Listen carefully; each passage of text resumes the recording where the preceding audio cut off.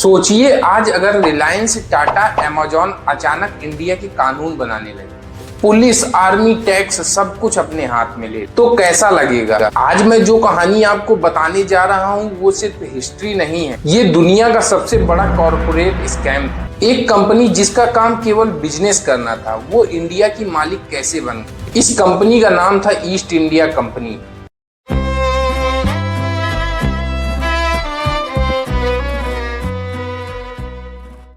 East India company की स्थापना 31 दिसंबर सन 1600 ईस्वी को इंग्लैंड में हुई। इंग्लैंड की महारानी एलिजाबेथ फर्स्ट ने इस कंपनी को एक रॉयल चार्टर दिया था, जिसमें उसे एशिया के देशों के साथ व्यापार करने की अनुमति दी गई। शुरुआत में इस कंपनी का काम केवल ट्रेड करना था, ना ही इसके पास कोई आर्मी थी, ना ही लैंड और ना ही कोई पॉलिटिक्स। यह कंपनी केवल मसाले, रेशमी कपड़े और सोने चांदी का व्यापार करना चाहती। साल 1608 में ईस्ट इंडिया कंपनी का पहला जहाज इंडिया के सूरत पोर्ट पर पहुंचा। उस समय इंडिया दुनिया की सबसे समृद्ध इकोनॉमी में से एक था और वर्ल्ड की जीडीपी का 25% कंट्रीब्यूट करता था। मुगल सम्राट जहांगीर ने कंपनी को भारत में व्यापार करने की अनुमति दे दी। इसके बाद कंपनी ने इंडिया में धीरे धीरे फैक्ट्रियां बनाना शुरू कर दी, बंदरगाहों पर गोडाउन बनाए और लोकल राजाओं से दोस्ती की। शुरुआत में तो सब कुछ नॉर्मल लग रहा था, लेकिन अंदर ही अंदर प्लानिंग शुरू हो चुकी। ईस्ट इंडिया कंपनी को यह समझ में आ गया था कि जब तक वह व्यापारी बने रहेंगे तब तक उन्हें भारतीय राजाओं के अंडर में रहना पड़ेगा। इसलिए कंपनी ने बिजनेस के साथ साथ अपनी ताकत को बढ़ाने की योजना बनाई। कंपनी ने अपनी प्राइवेट आर्मी बनाना शुरू की, भारतीयों को सैनिक के रूप में भर्ती किया और उनके ऊपर अंग्रेज ऑफिसर्स को नियुक्त किया। धीरे धीरे एक प्राइवेट कंपनी एक आर्मी बन चुकी। 1757 में प्लासी की ऐतिहासिक लड़ाई हुई, जिसमें बंगाल के नवाब सिराजुद्दौला का सामना ईस्ट इंडिया कंपनी के रॉबर्ट क्लाइव से हुआ। ये लड़ाई हथियारों से कम और विश्वासघात से ज्यादा जीती गई। नवाब के सेनापति मीर जाफर ने युद्ध के समय धोखा दे दिया,